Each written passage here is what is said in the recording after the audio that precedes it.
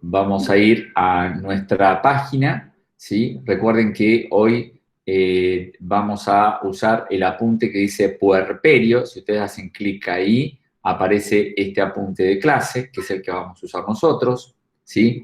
Vuelvo a la página. Les recuerdo que mañana, ¿sí?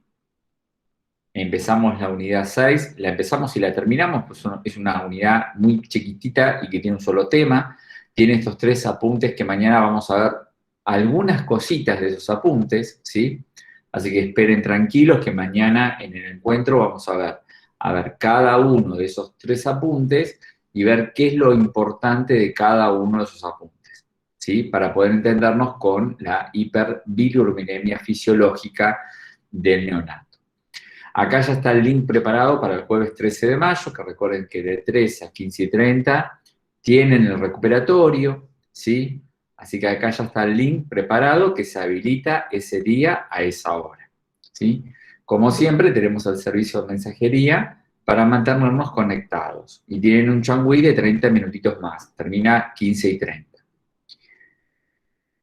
Y acá está el link para mañana, clase en vivo, martes 11 de mayo, pero nos vemos un poquito más temprano, 13:30, no a las 15. Nos vamos a encontrar 13:30 y seguramente terminemos antes, pero bueno, yo tengo que poner este horario, ¿sí? Así vemos el capítulo neonatal.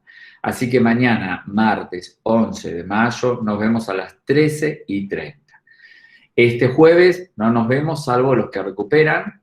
El resto tiene sus clases, creo que el último encuentro de las clases de educación sexual integral. Y nos veríamos el lunes siguiente ya con la primera unidad de pediatría, ¿sí? Bueno, estamos repasando lo que nos depara como agenda para esta semana. Así que vamos a puerperio, mañana vamos a ictericia y tenemos el recuperatorio, más la clase de decir jueves.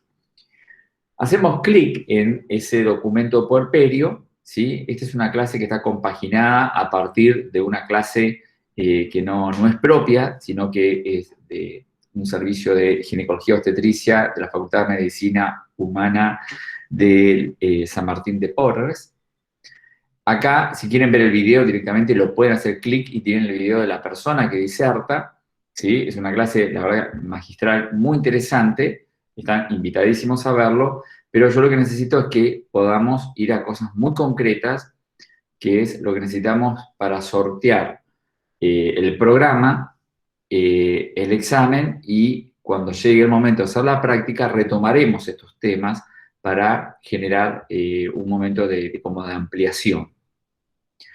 El puerperio, ¿sí? Lo estamos entendiendo como esa etapa que está comprendida entre la finalización del alumbramiento placentario. Este alumbramiento es el alumbramiento placentario, que era el tercer momento del trabajo de parto, ¿sí? Que vimos la semana pasada.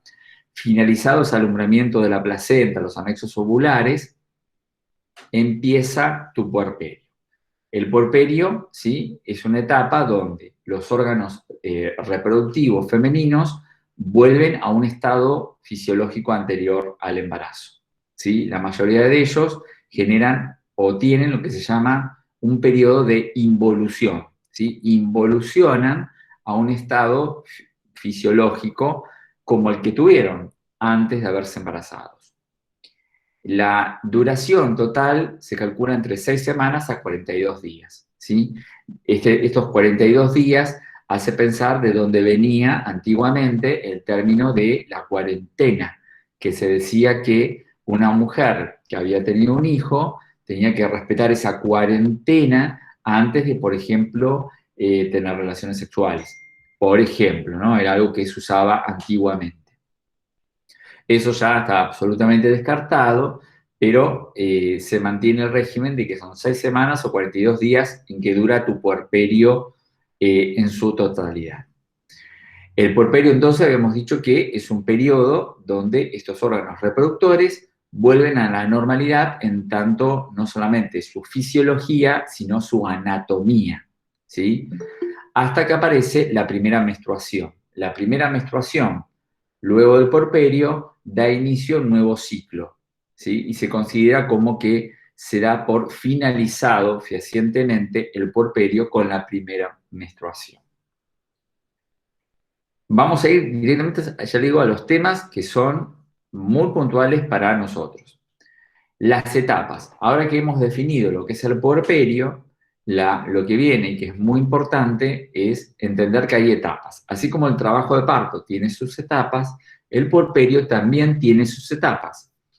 El puerperio inmediato, sí que es muy importante y de alto riesgo para la mujer que acaba de tener un hijo, son las primeras 24 horas, ¿sí? Entonces, recuerda, el puerperio inmediato son las primeras 24 horas, ¿sí? Que empezó finalizada la tercera etapa del trabajo de parto, es decir, finalizado el alumbramiento placentario y de anexos ovulares, empieza mi puerperio inmediato, y de ahí a las primeras 24 horas tengo el puerperio inmediato. Los cuidados de enfermería están muy atentos a la determinación de los mecanismos homeostáticos uterinos, es decir, principalmente a la homeostasis cardiovascular, respiratoria, hidroelectrolítica, ahora vamos a ver todo eso, pero también a la hemostasia farmacológica y fisiológica, ¿sí? Este término de hemostasia farmacológica ya lo habíamos nombrado con el consumo de la oxitocina, que había empezado en el trabajo de parto como una instancia activa del trabajo de parto. Y yo les dije, mucha de esa solución va a quedar pendiente de ser consumida, ¿sí?, en tu puerperio inmediato las primeras horas. Cuando vayamos a la sala de obstetricia, vamos a ver que la mayoría de nuestras pacientes que emprendieron el puerperio inmediato, post-cesárea, post-parto vaginal, vienen con un acceso vascular que, si es un parto vaginal, viene una solución, generalmente salina normal, con unidades internacionales de oxitocina, ¿sí? Generalmente viene 200, 300 mililitros por terminar de infundirse. Esa cantidad se deja que siga pasando a la misma velocidad que se dejó en el trabajo de parto en el tercer momento. No se desecha, no se descarta, se deja seguir pasando, porque ya no se busca aumentar las contracciones uterinas, ¿sí?, sino lo que se busca es favorecer la hemostasia farmacológica, ¿sí? Yo les conté que los vasos que quedan desprendidos de la placenta, que a su vez desprendió de la decidua materna, ¿sí?, sangran.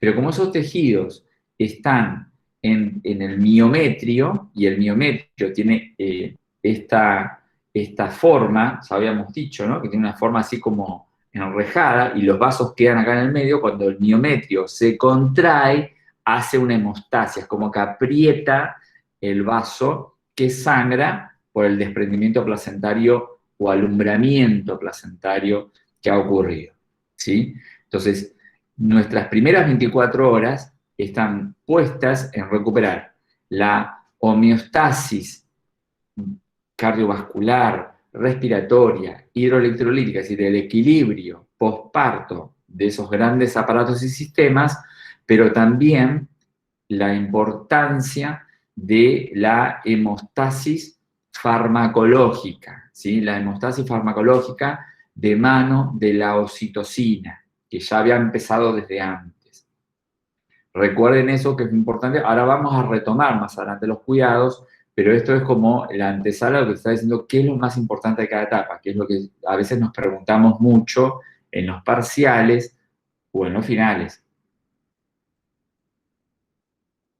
Luego viene el puerperio mediato.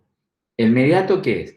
Superadas las 24 horas y los primeros 7/10 días, porque hay textos que te van a decir que el puerperio mediato, escucha que dije mediato, ¿sí?, empieza un día después que terminó el inmediato y puede ser hasta 7 o 10 días. Está bien las dos, ¿sí? Si yo digo 7 está bien, si digo 8 está bien, si digo 7 está bien. Porque las tres formas, de 7 a 10 días, es posible que estemos en el marco del puerperio mediato. En ese puerperio mediato, lo que uno más empieza a ver es la involución, ¿sí?, de los órganos reproductivos de la mujer volviendo a cierta normalidad anatómica y fisiológica, ¿sí? Durante esos 10 días o 7 días hay lo que se llama la involución. Si el inmediato era la homeostasis y los fenómenos hemostáticos farmacológicos, ahora el mediato es involución. Todo involuciona a una fisiología y una anatomía normal. Y también se da inicio a una segunda parte de la lactancia. La lactancia empieza tan pronto, empieza a lactar ese niño recién nacido. Pero mucho de las primeras 24 horas es una lactancia forzada por el calostro, ¿sí? El calostro es la primera de las formas en que tiene la leche materna de dispensarse y es la que es vital que consuma este recién nacido. Y eso está en el marco de las primeras 24 horas. En las 48, iniciado mi periodo mediato de puerperio, la lactancia, ¿sí?, abandona el calostro y ya la leche es materna como tal. El calostro también, pero hay una diferencia química entre el calostro y la leche materna. Por eso se la suele como separar internamente, ¿sí? Todo es lactancia, nada más que hay unas primeras 24 horas de calostro y luego de leche materna como tal. Superado el día 10, ¿sí? Acá dice 8 porque decía 7 antes, pero vos podés decir 8, puedes decir 10, no hay problema. Hasta tus 42 días se inicia lo que se llama el puerperio tardío. Puerperio tardío. Acordate que en la internación, nuestros pacientes los tenemos en el puerperio inmediato, siempre hasta 72 horas, es decir, comenzado y empezado el puerperio mediato, ¿sí? Generalmente una paciente que es parto vía vaginal está 48 horas de puerperio con nosotros y luego se le da el alta. En cambio, un post-cesárea están 72 horas con nosotros y a veces un día más, ¿sí? Igual que el parto vaginal, puede estar 48 horas o 3 días, puede estar, y la cesárea puede estar 3 días o 4 días. Todo depende del estado de salud y de las necesidades de la madre y del niño que ha nacido. Si eventualmente el recién nacido necesita internación, y la madre está en condiciones de darse el alta, se le da el alta a la madre, ¿sí? Y sigue su hijo internado. Puede pasar, y hay lugares, que si uno sabe que esa familia vive muy lejos y va a ser muy difícil que la familia nos visite a ese niño nacido, que está en el servicio de neonatología internado, se la deja internada a la madre en algún sector, ¿sí?, que sea el menos contaminado posible, siempre en el mismo lugar de obstetricia, o en alguna residencia que tenga el hospital destinado para pacientes con el alta, ¿sí? Por ejemplo, la maternidad Sardá, si no mal recuerdo, tiene una residencia para madres, es decir, un servicio para aquellas mujeres que, habiendo tenido sus hijos, pero que están internados en la neonatología, siguen internadas ellas, pero a modo de acompañar la internación de sus hijos nacidos, no porque ellas tengan un problema de salud. El problema está en el niño que nació y es una manera también de favorecer el vínculo y de comprender que hay familias que no pueden costearse el traslado, o bien familias que me vienen de provincias diferentes y no pueden costearse un hogar transitorio. Entonces, las residencias para madres es una posibilidad.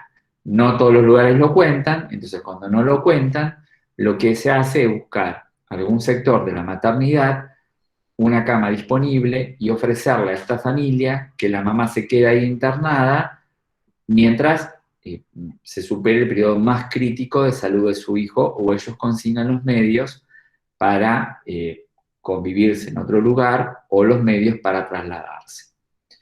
Este puerperio tardío comienza entonces día 8/10 hasta los 42 días de posparto y suele darse por finalizado el puerperio con la aparición de la primera menstruación. ¿Sí? Muy bien. Estamos hasta acá en lo que hace a cómo definimos puerperio y las etapas. ¿Qué caracteriza cada etapa? Sí, profe. Ok, muy bien. Profe, tenemos compañeros esperando para ingresar. Mira, ahí apareció alguien. Ahí ya lo permití. Gracias. No, gracias a ustedes. Ahora vamos a ver un poquito cada una de las etapas. La que más me interesa es el puerperio inmediato, primeras 24 horas, y puerperio inmediato, que quizás haya 1 o 2 días de ese puerperio que sigue estando con nosotros internados.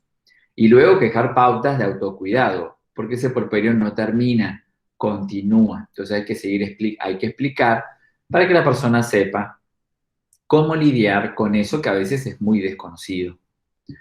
El puerperio inmediato, entonces decíamos que si algo se destaca es la homeostasis hidroelectrolítica, cardiovascular, respiratoria, es decir, hay una necesidad de encontrar el equilibrio de todo aquello que se modificó gravídicamente.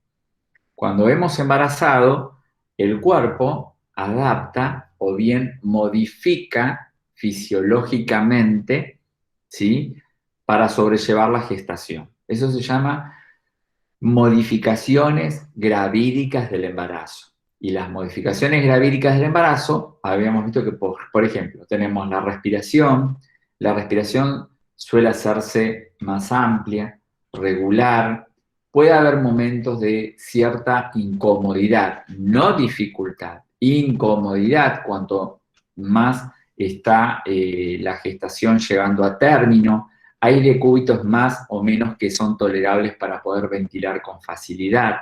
Fíjense que yo nunca digo dificultad, ¿sí? No digo disnea, no. Digo que no hay comodidad, ¿sí? Entonces, cuesta ventilar con comodidad, entonces la paciente busca diferentes decúbitos, ya que el útero grávido, principalmente cuando estamos llegando a término, se hace responsable de esta incomodidad. ¿Sí? A nivel cardiovascular es donde más aparecen las modificaciones gravídicas. Recuerden que el gasto cardíaco materno, es decir, el volumen de sangre que una persona normal tiene, si nosotros decimos que tiene 5 litros minuto por el corazón, como gasto cardíaco, una mujer que ha embarazado puede aumentar hasta 2,5 litros más, ¿sí? Entonces hay toda una modificación en ese sentido. La frecuencia, como modificación fisiológica, no taquicardiza, sino que tiende a disminuir discretamente, no digo bradicardia, tiende a disminuir levemente. La tensión arterial baja, ¿sí? Disminuyen las resistencias arteriolares periféricas en el embarazo normal, porque vos pensás, si yo te aumento el caudal de volumen sanguíneo 2,5 litros más, es como si estuviera expandiendo.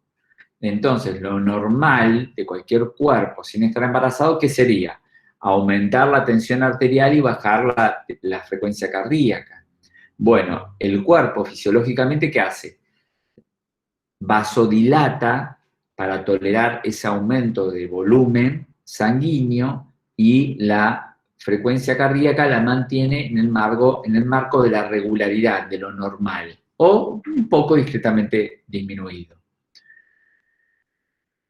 La temperatura suele mantenerse casi normal, no hay diferencias, no es que tengo un cambio gravídico, se mantiene normal, no hay diferencias. Entonces, esas primeras 24 horas yo lo que busco es un alivio en la capacidad ventilatoria, mayor comodidad para ventilar, valores de tensión arterial que pueden discretamente disminuir.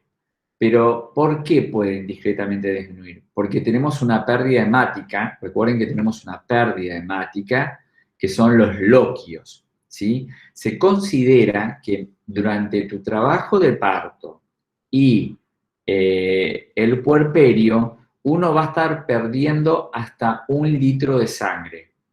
Entonces, es mucho tiempo y el volumen está distribuido, pero es 1 litro de sangre que se pierde. Entonces, hay pacientes que pueden perder esa cantidad en un tiempo menor, no en todo mi puerperio, sino en mi momento de alumbramiento placentario y en el puerperio inmediato. A veces se pronuncia un poquito más la pérdida sin ser una hemorragia, ¿sí? No estoy diciendo que tiene una hemorragia, Digo, sin ser una hemorragia, esas pérdidas que yo pensaba perder a lo largo del tiempo se pierden un poco más rápido. Entonces el paciente deflexiona volumen y se muestra con algo de hipotensión arterial, que puede no ser sintomática.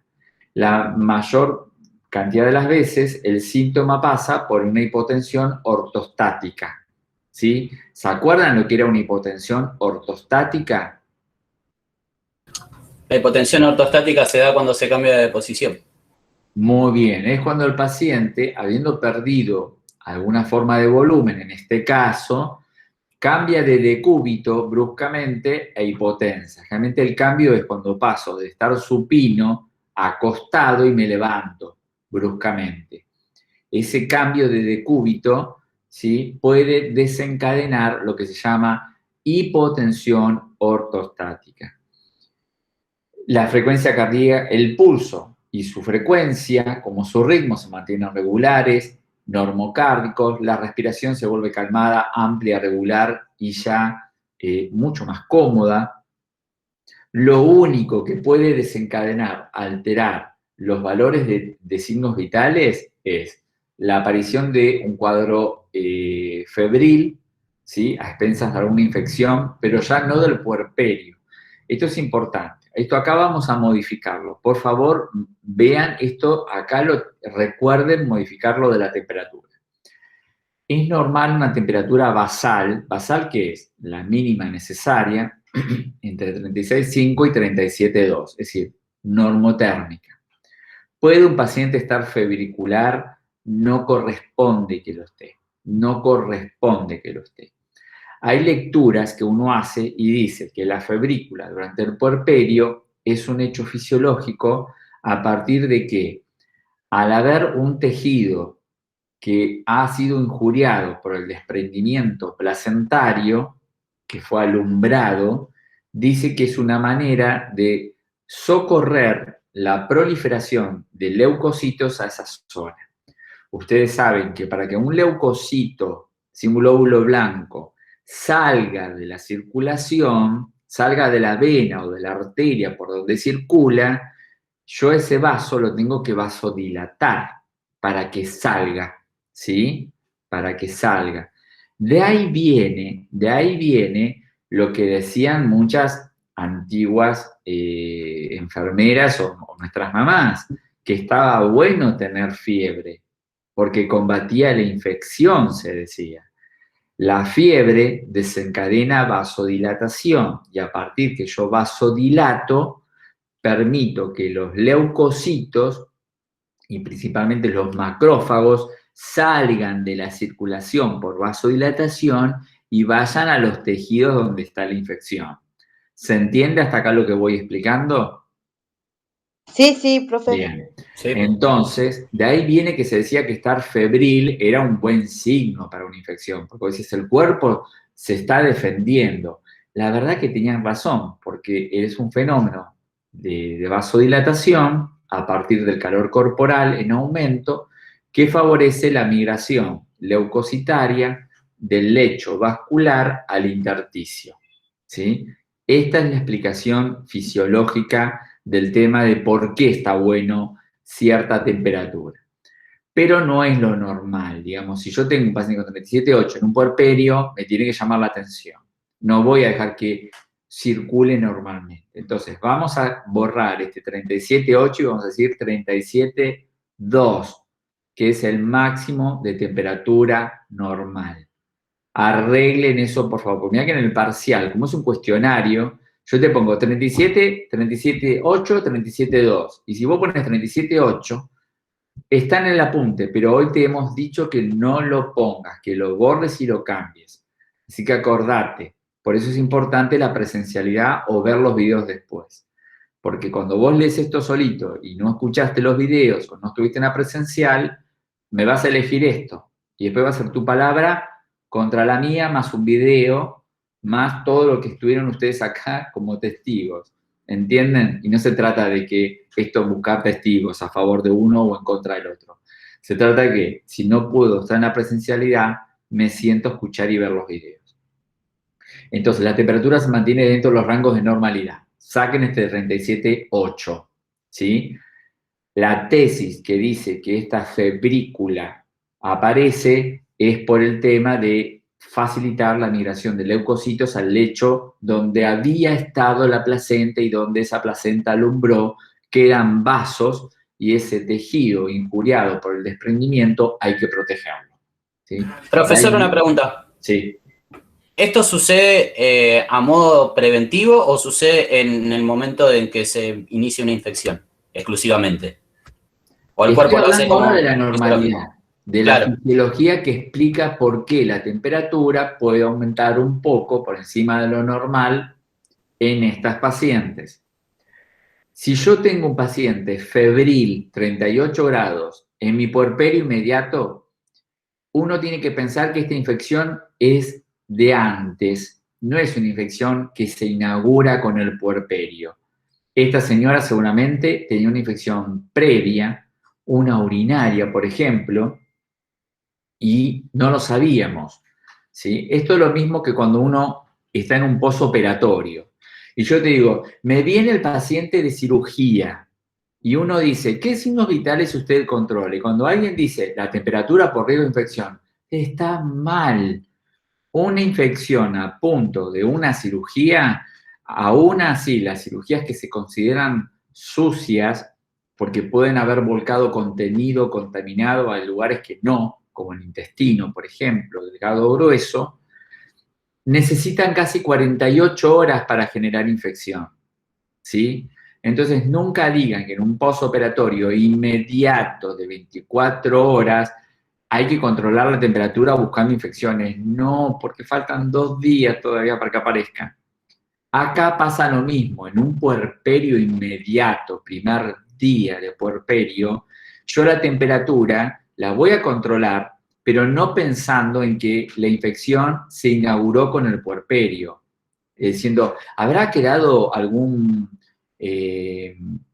cotiledón de la placenta? ¿Será eso lo que está generando infección? ¿Quedaron restos ovulares?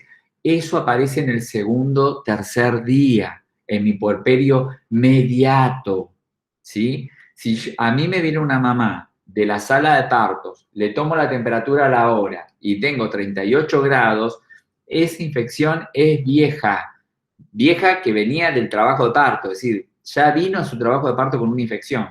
¿Se entiende? Tengo que tener por lo menos 2 días antes de infección para que aparezca la fiebre. ¿Estamos hasta ahí? Sí, sí, Salvo sí. que haga una septicemia. Es lo único que puede desencadenar una infección rápida, una septicemia. Pero no es el caso. Estamos en el marco de lo medianamente normal. No vamos a entrar en esa patología absoluta de la obstetricia porque no salimos más. Es un curso para especialistas esos. Entonces sabemos que estamos normotérmicos. Si hubiese fiebre en mi puerperio inmediato, tengo que pensar que esta infección venía de antes, o una infección urinaria, o tenía una infección estreptocócica, ¿sí? Algo que no hemos detectado antes del trabajo de parto. Y nos enteramos hoy en el puerperio inmediato. Seguimos con algunos cambios, decíamos que era un momento de homeostasis, pero también es un momento de dolor. Recuerden que la vulva se va a mostrar inflamada, ¿sí? El periné va a estar comprometido con dolor, más si hay qué en el periné. Si hay qué, que a mí me dicen, Diego, ¿sabés que el niño de esta señora fue macrosómico y nació por parto vaginal? ¿Qué le tuvieron que haber hecho seguramente para que ese niño pudiera pasar por el canal de parto? Una episiotomía o un desgarro, profe. Bien. Si no le hicieron la episiotomía, tuvo un desgarro. Y si le hicieron la episiotomía, en el puerperio yo tengo una episiorrafia. Entonces, ese periné puede estar comprometido con un desgarro o una episiorrafia, o no. Pero igual recuerden que todas las estructuras del piso pélvico pasaron por un proceso inflamatorio importante. Entonces, duele. El dolor es un tema. Ya habíamos hablado del control farmacológico con el frío. Ya lo explicamos la otra vez, hicimos todo un seminario de cómo hacíamos el control. Así que remóntense a ese video para ver lo mismo, para yo no explicar hoy lo mismo. Profe, ¿puedo hacer una pequeña acotación nada obvio. más? Dale, obvio. A nosotros nos viene pasando mucho, ¿no? El año pasado y ahora, más que todo, también en esta segunda ola de COVID, Sí. que cuando las pacientes se las controlan, ¿no? Durante lo que es el puerperio inmediato y están con 37,5, 37,8, ya se las considera de sospecha y las llevamos al sector de sospecha para que las hisopen. Claro, ahora en tiempos de COVID, 37,5 es fiebre, pero estamos en tiempos de COVID. Yo lo que trato de... yo tengo la esperanza de que el año que viene ya no tengamos el COVID como lo tenemos ahora y volvamos a cierta normalidad. El tiempo va a mostrar de que esa normalidad va a volver. Está muy bien lo que dice la colega. Recuerden que si yo hoy tengo, les digo, 37,5, faringitis, me duele la garganta y tengo tos seca, ya está. Ya tengo que ir a hisoparme. Con fiebre de... Miren cómo dice el apunte de los ministerios. Dicen, fiebre de 37,5. Nosotros sabemos que fiebre es 38 grados, pero en contextos de COVID bajaron de 38 a 37,5. Fiebre más cualquier otro síntoma, perdí el olfato, el gusto, me duele cefalea, diarrea, faringitis, dolor de garganta, dolor de cuerpo, ya está, anda y parte, ¿sí? Pero eso es en contexto de COVID. Y como muy bien dice acá la colega, si yo estoy en obstetricia y la paciente me hace 37,5, ya es sospechosa de que tenga COVID. Entonces hay que hisoparla, ¿sí? Pero acá estamos en un contexto no COVID. Estoy tratando de trabajar en cierto margen de normalidad porque es lo que prevalece en el tiempo, ¿sí? El COVID, el año que viene, si Dios quiere, va a estar muy controlado, entonces vamos a estar en una vuelta a la normalidad donde ya el 37,5 no nos va a preocupar porque no estamos con fiebre, ¿sí? Pero igual se agradece porque es importante saberse que hoy esos 37,5, estés por lo que estés en un hospital, te van a mirar con 8 ojos directamente, ¿sí? Te van a tocar con un puntero láser. Bien, seguimos. Entonces, el control del dolor es muy importante, no hay que escatimar. Y como según propone la Organización Mundial de la Salud, recuerden que el control del dolor siempre se basa a partir de determinar su intensidad y su frecuencia y su lugar, a partir de las escalas, ¿sí? Si duele poco, mucho, nada, de 0 a 10, la escala que ustedes desean. Y recuerden que para los dolores considerados leves, usamos los AINES, los moderados, AINES más opioides débiles, y los dolores considerados fuertes, se consume ya opioides fuertes, ¿sí? Obviamente, acá abro un gran paréntesis. Si yo tengo una paciente que dice, no doy más del dolor que tengo de la episiorrafia, no doy más, dame algo, y vos la medís, dice, ¿cuánto tendría usted de 0 a 10? Y 10 es insoportable, 11, no le voy a dar un opioide, no le voy a dar morfina. No, voy a estar siempre en el margen de los AINES, ¿sí? No voy a pasar a otra cosa. En el único caso que sí van a ver que usamos un opioide fuerte es el dextropropoxifeno, ¿sí? El famoso clocidol dextropropoxifeno, que viene con un AINE. ¿Cuál es ese AINE que se mezcla siempre con Dipirona. con adipirona? Profesor, disculpe que le interrumpo. Sí. ¿El dextroproposifeno no se dejó de usar ya? Pues, qué sé yo, por lo menos en el hospital donde trabajo yo hace años que no veo clocidol. Yo le cuento, en los posoperatorios de cesárea del Álvarez se siguen usando.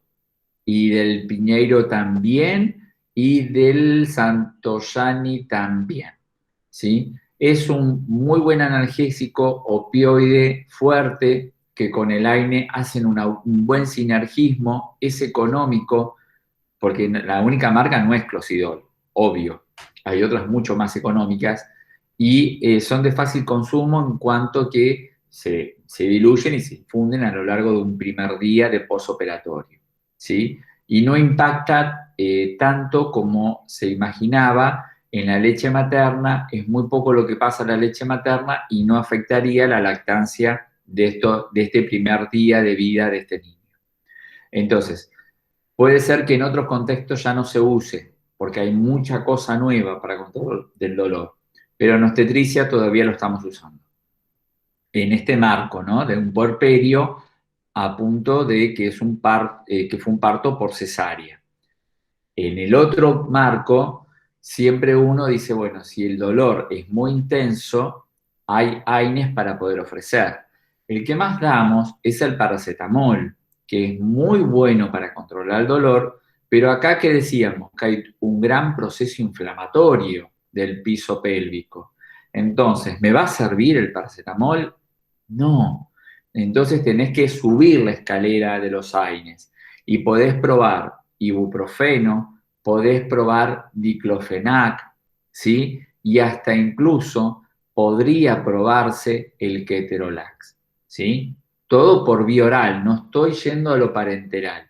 Recuerden que los servicios que cuidan a mujeres en puerperio son muy reticentes a los medicamentos parenterales, ¿sí? No, todo lo que sea analgesia, siempre por vía oral. Primero porque es uno de los consejos que da la Organización Mundial de la Salud, ¿sí? Recuerden, la Organización Mundial de la Salud dice que los medicamentos para control del dolor, además de haber sido primero evaluados en tanto intensidad, lugar y qué duele y cuánto, siempre por boca, siempre por reloj y siempre por escalera. Eso ya lo hemos explicado lo que significan esas tres cosas.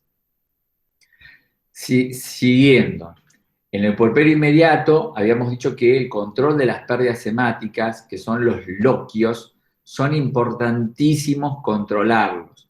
Hay muchos lugares donde el primer control se hace cuando viene la señora de la sala de partos, se higieniza a la paciente, se pone apósitos generalmente estériles o no estériles, pueden también servir, pero limpios, ¿sí? Y un pañal las primeras horas de ese puerperio, porque uno sabe que las pérdidas pueden ser un poco más concurrentes, más frecuentes.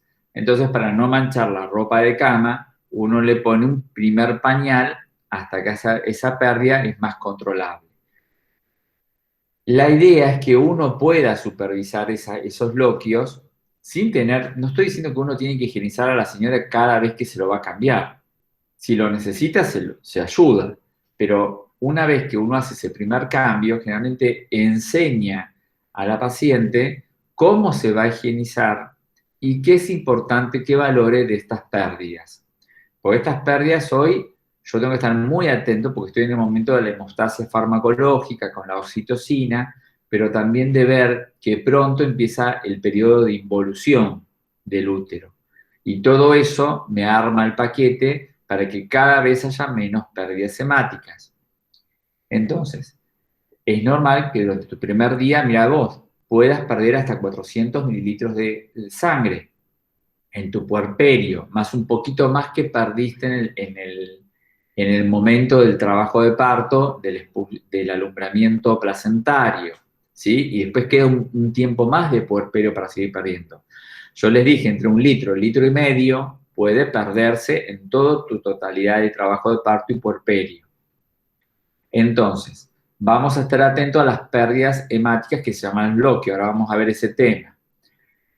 Muchas mujeres refieren tener contracciones durante el puerperio. Eso tiene un nombre, se llama entuertos.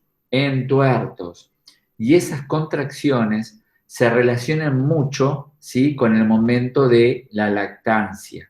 Porque cuando el niño lacta, estimula la producción de prolactina y la liberación de oxitocina por parte de la hipófisis. La oxitocina va a tu útero y favorece la contracción, ¿sí? Ya para que no nada nazca, sino que para favorecer la involución uterina y la hemostasia uterina. Esos dolores del entuerto hay que explicarle a la mamá que es normal que cuando empieza a lactar, a dar la teta, sienta dolor contráctil en el útero y diga, cada vez que le doy de tomar la teta me siento contracciones y siento que me mojo, me vienen los loquios. Es normal porque el útero se contrae durante la lactancia y hace que se desprenda un poquito más de loquios, ¿sí? Pero esos dolores tienen un nombre, se llama entuertos, ¿sí? Que son contracciones uterinas en el puerperio. Después, recuerden la importancia de valorar el globo de seguridad de Pinar, que yo les dije que el globo de seguridad de Pinar, ¿sí?, Pinar, el mismo del estetoscopio, es cuando el útero, una vez que empieza a involucionar, porque ya se desalojó del feto y de la placenta y los anexos ovulares, empieza a involucionar, a hacerse chiquitito, a esconderse en la sínfisis pubiana. Miren, acá hay una imagen, acá, ¿sí? Acá tenemos entonces lo que va a ser la valoración de tu globo de seguridad pinar. Uno empieza a tocar el abdomen, ¿sí?, con el dorso de las manos, empieza a tocar así de arriba para abajo, y donde empezás a palpar algo duro, como la cabeza de un melón, duro pero que se mueve, estás palpando el fondo del saco uterino. Eso se llama globo de seguridad de Pinar. Significa que hay involución uterina, significa que ese útero está involucionando, y cuando lo notas durito, significa que está contraído, que está vasocontraído, que está sangrando menos y hay menos riesgos de hemorragia del puerperio. En el primer día, como algo del segundo, es normal encontrarlo supraumbilical, supra, por encima del ombligo, la palpasopalpo, y arriba del ombligo encuentro el fondo del saco uterino como globo de seguridad de Pinar. Con el transcurso de los días va a ir bajando. Se entiende que por día disminuye 1 centímetro, por día disminuye 1 centímetro, se va achicando 1 centímetro todos los días más abajo, 1 centímetro más abajo, hasta que alcanza la sínfisis del pubis y ya no lo palpas más. Es decir, ese órgano ha involucionado fisiológicamente a lo que era normalmente antes del embarazo, ¿sí? ¿Se entendió lo del globo de seguridad de Pinar? Sí, sí. Muy bien, perfecto. Yo estoy diciendo las cosas que vamos a ir viendo, ¿no? Esto no, involución uterina, entonces decíamos la importancia de la involución, de la palpación del globo de seguridad de Pinar, y ahora vamos a ir a ver el tema de los loquios, es decir, ¿qué es eso que aparece que yo tengo que poder ver, medir en algunos casos, ¿sí? La pérdida de loquios es parte de lo que hace la involución uterina, ¿sí? Porque en la medida que haya loquios, la involución significa que está siendo efectiva. Es más, generalmente uno le recomienda a la puérpera que se masajee el abdomen. A veces la enfermera también lo hace, masajea el globo de seguridad pinar para despertar la contracción, ¿sí? Para decir, contraete, desalojá esa decidua, ese endometrio que hay que sacarse de encima de alguna manera, ¿sí? Tiene que ser desalojado todo eso. Entonces es normal que a veces uno masajee ese abdomen, ¿sí? A punto partida del globo de seguridad pinar para aumentar la capacidad de contracción de ese útero. Recuerden que la involución comenzó tan pronto, empezó tu puerperio, empujada por la oxitocina que estaba infundiéndose y que sigue infundiéndose en el puerperio inmediato hasta que termina, después ya no se repone más, y ayuda a la involución, esa farmacología que estaba consumiendo parenteralmente la paciente. Vamos a las cosas principales. Yo hay cosas que no vamos a ver porque son infinitas. Quiero ir a los loquios. A ver, esperen. Loquios, acá está. Entonces, todo lo demás yo necesito el vivo, necesito la sala para poder explicarlo. Pero vamos a ir entonces a las cosas que no pueden pasar desapercibidas en la virtualidad. Estamos en este puerperio inmediato, estamos viendo la involución uterina, palpamos el globo de seguridad de Pinar, valoración de control de signos vitales siempre, control del balance hidroelectrolítico de mi paciente. Y ahora tenemos unas pérdidas más que se llaman los loquios. Los loquios, ¿sí? La pregunta es, ¿qué son los loquios? Los loquios es una secreción, ¿sí? Es una forma de exudado, pero también de trasudado, ¿sí? Exudado, pero también trasudado desde la cavidad uterina. El loquio, si yo lo miro, ¿sí? Es como una menstruación, miren, ¿sí? Tiene este color el apósito, es como una menstruación con coagulitos, que va a ir cambiando de color a lo largo de los días. El color va a pasar de hemático a cerohemático a ceroso, color amarillo, ceroso. Entonces, es normal que el primer, segundo y tercer día tus loquios sean hemáticos. Luego empiezan a ser cerohemáticos y terminen los días 20 en adelante como cerosos nada más, color amarillitos. El color lo acabamos de explicar. El olor es el de hipoclorito de sodio, también se le dice de lavado de carne, ¿sí? Como cuando uno saca del refrigerador carne cruda y la lava, ese olor a carne lavada es el mismo olor que pueden tener los loquios. Y recuerden que ¿sí? Le iba a decir, recuerdo que había explicado que es importante que el olor no sea nunca fétido, porque si es fétido había indicios de infección. Sí, perfecto, gracias. Así no me lo olvido decir. Recuerden que el olor, ese es el normal. Un olor fétido te tiene que impresionar a que alguna infección puede estar latente. Es como la prevención de la onfalitis del recién nacido y del neonato después. La secreción que sale del peri umbilical no huele a nada. En cambio, si es fétido, te tiene que llamar la atención. La cantidad de los loquios está supeditada a su medición e impresión. Es decir, primero uno se impresiona y después tiene que medir. La impresión es a partir de que la puérpera dice que está perdiendo abundantes loquios y se está cambiando cada rato. Igual eso hay que tomarlo siempre con pinzas y evaluar. Porque yo puedo tener una señora que mancha un poco el apósito y ya se lo cambia. Y está bien, porque le molesta y está bien. Pero si yo le pregunto y me dice, yo me lo estoy cambiando cada 20 minutos, no tengo que pensar que hay una hemorragia. Tengo que valorar el contexto. Es decir, tengo que decirle, mire, la próxima vez que usted se cambia, usted me dice que se está cambiando cada 30 minutos. La próxima vez que se quiera cambiar, me avisa. Quiero ver cómo está ese apósito, ¿sí?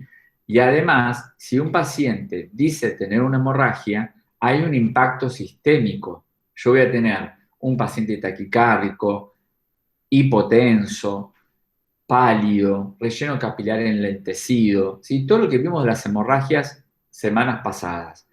Entonces, si ese contexto no se da, y solamente la paciente me dice que se está cambiando cada 30 minutos, quédate tranquilo, pero valorá esa pérdida que la mujer dice que es abundante e importante.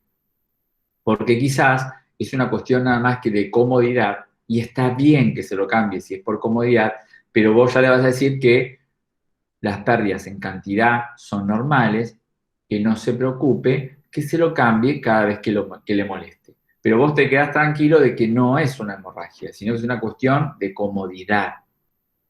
En cambio, si el apósito empieza a manchar la propia ropa interior del paciente, o peor aún, la ropa de cama, y se está cambiando cada 1 hora o cada media hora, ¿sí? Lo normal es cada 2, que coincide con ¿qué? Con la lactancia, ¿sí? Cuando, te acuerdas que yo dije recién, cuando da de lactar esa mamá, los entuertos aparecen, contrae el útero y los loquios bajan, se dicen, caen, bajan, manchan tu apósito.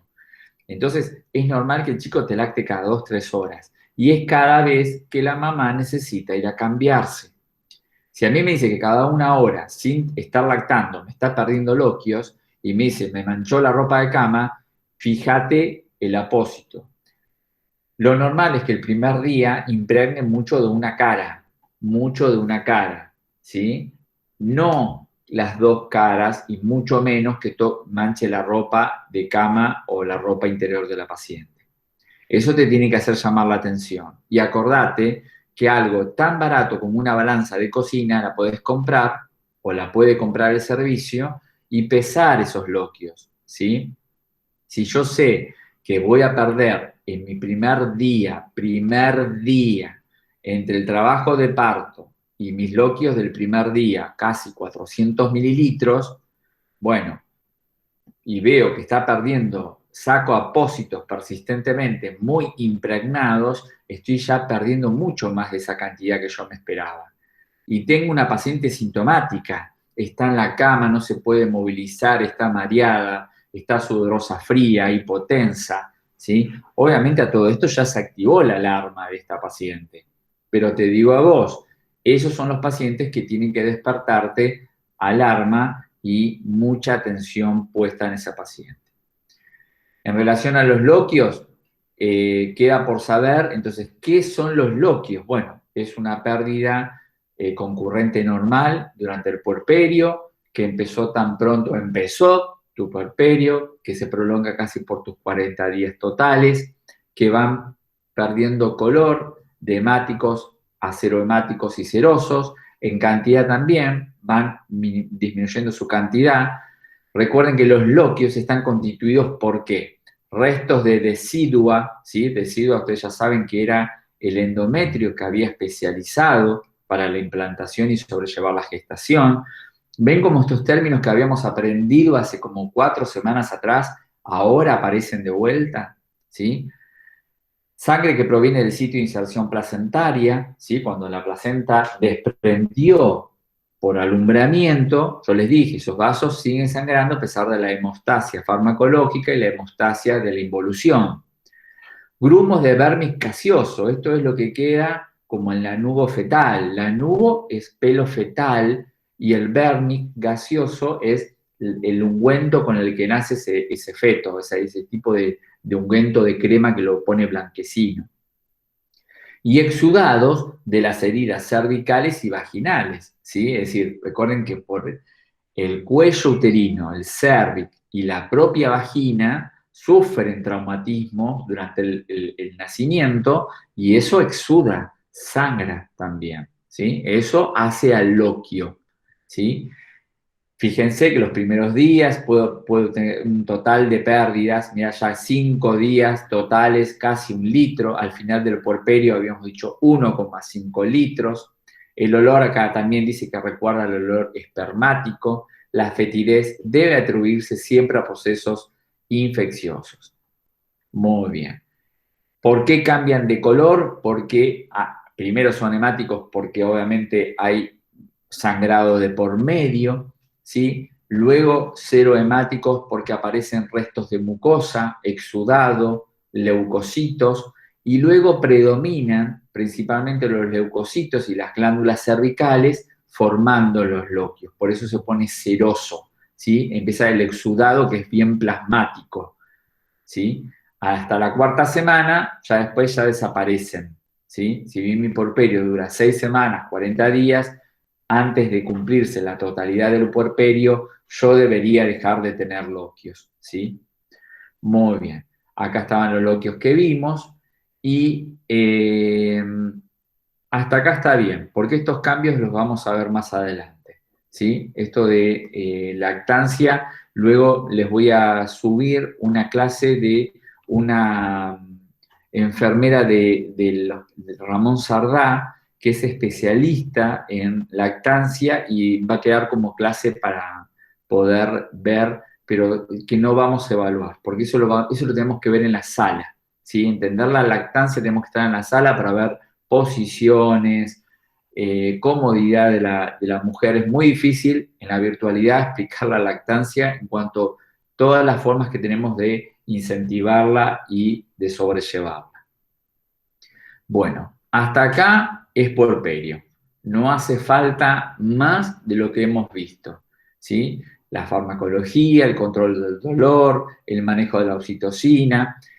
Algo que me faltaba decirles, recuerden que estos pacientes continúan tomando sulfato ferroso, ácido fólico, ¿sí? ¿Para qué? Para recuperar las pérdidas hemáticas que hemos tenido, ¿sí? Los loquios es una pérdida hemática, controlada, pero pérdida al fin. Y veníamos de una anemia cuasi fisiológica.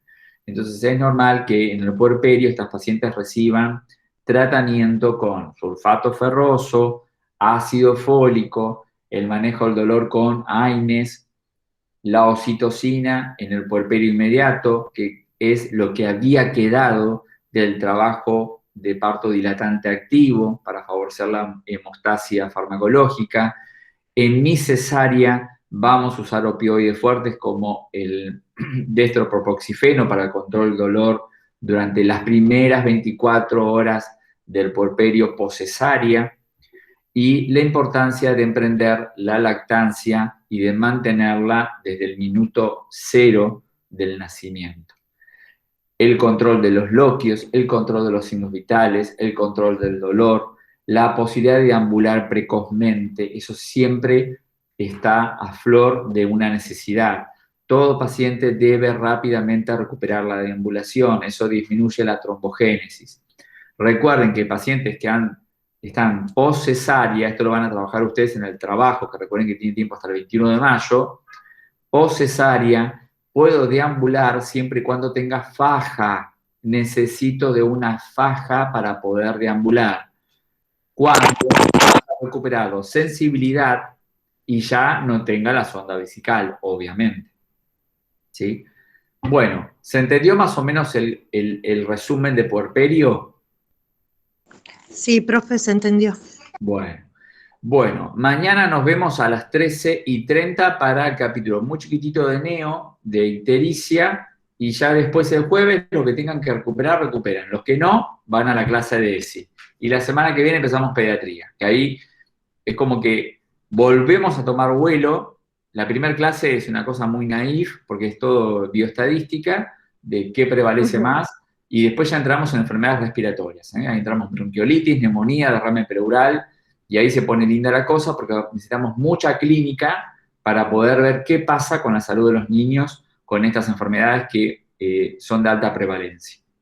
Bueno, gente, nos vemos mañana a las 13:30. Bueno, Chao, profe. Chao, profe, Gracias a ustedes. Nos Bueno. vemos. Chao, chao, profe. chao. Hasta luego.